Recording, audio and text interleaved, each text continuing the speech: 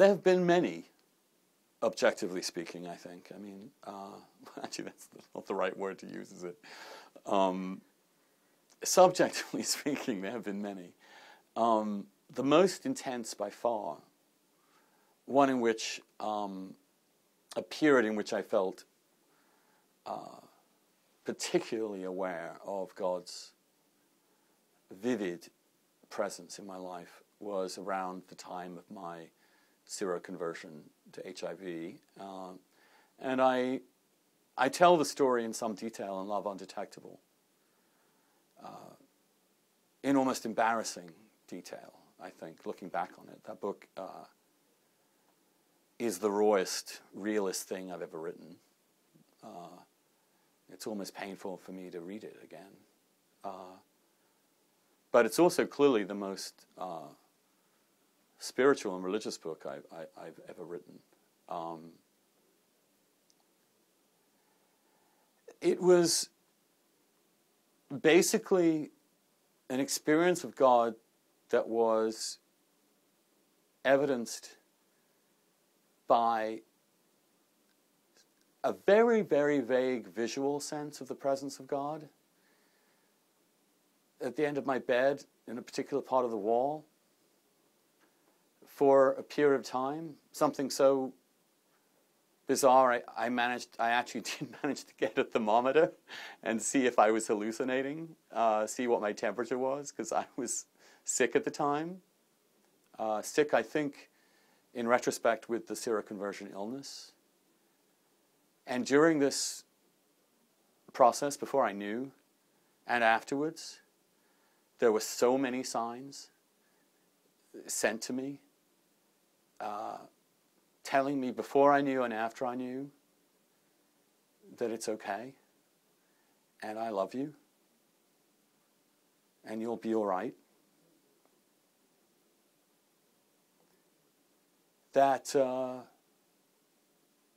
I was overwhelmed by it. It came from somewhere else, and it was a very personal and intimate voice. And it powerfully told me that, Andrew, there's shit going down right now, and you're going to be in a real crisis. But I love you. And that is all that matters.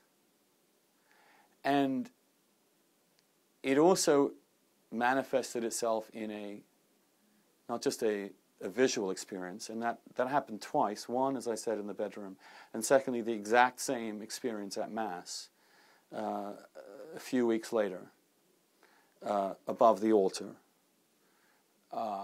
where I also saw without seeing, which is a very hard thing to say, an intensification of reality that was very, very powerful. Now look, I'm a pretty rational person. You know that. You read this blog. I'm really not... I'm telling you what I experienced. And the tone of voice I heard too. The tone of voice was very, very distinct and personal, and it came through the voices of people around me as well as in my own head.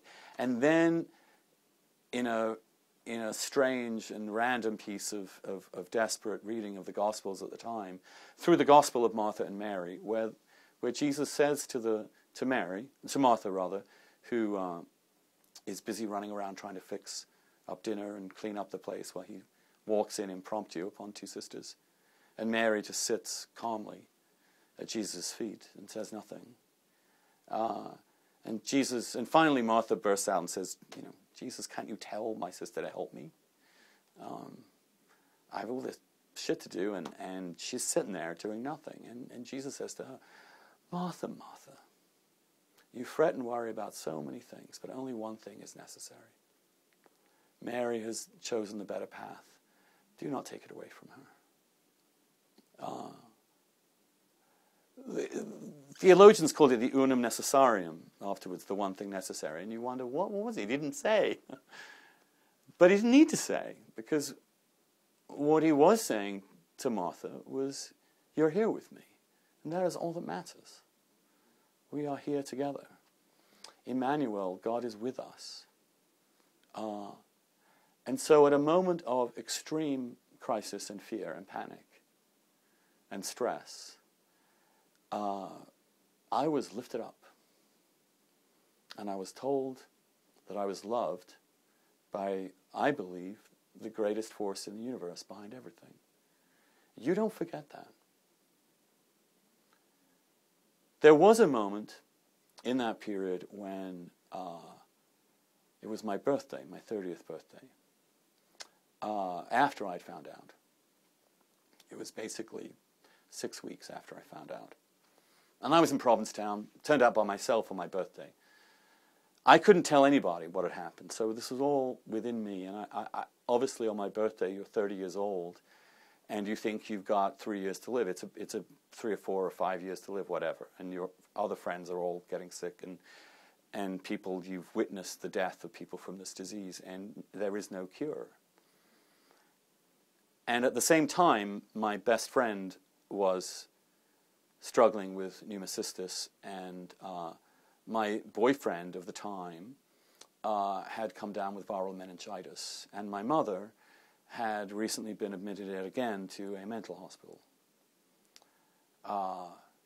And I walked to the beach through the dunes, and at one point, just thinking about Patrick and Chris and my mom, and just how great they were as people. I mean, it was Job-like. It was like, why are these people I love, people who are good people, suffering in such intense ways when others just carry on committing evil and living fantastic lives? You know, I mean, I'm not the first human being to have this thought, nor will I be the last. But I remember being overwhelmed by a sense of the unfairness of this, the sheer unfairness of this. And it's funny, it came over me like a sudden wave. It wasn't that I lost faith in God. It was that for those 15 minutes, and it lasted roughly that, it occurred to me that God was evil. That the force behind everything was actually evil. Now, I think there's a lot of evidence for that. Anybody who's lived a life and read in history will understand that. All I can say is that, again, after 15 minutes, some force, somebody came in and picked me up and told me, no, God is love, and He loves you. I've had other moments. I've had intense moments in prayer. I've had moments when I have been left nowhere else but God. And I think through those experiences of desolation, that's when I think that we sometimes lose all the filters that we have in our heads against what is real and true.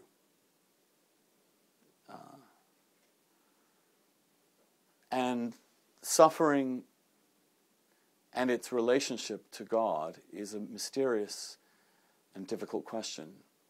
But my own faith tells me they are very deeply connected, which atheists will find rather derisory, but I find something deeply true about the human condition, that it is in enduring suffering and pain, we are reminded that we are not just bodies, that we have to find a place where, as I used to put it, the plague can't get you, and that's God. So you learn to live as if you were not as you are. And that's the spiritual life, I think. That's the struggle.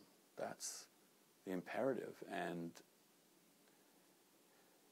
that's why when people say, why don't you just leave the church? How can you be gay? I'm just like, you don't, it's just like, how do I say that everything that I experienced meant nothing? It didn't. It really didn't. I know it didn't. I know it didn't.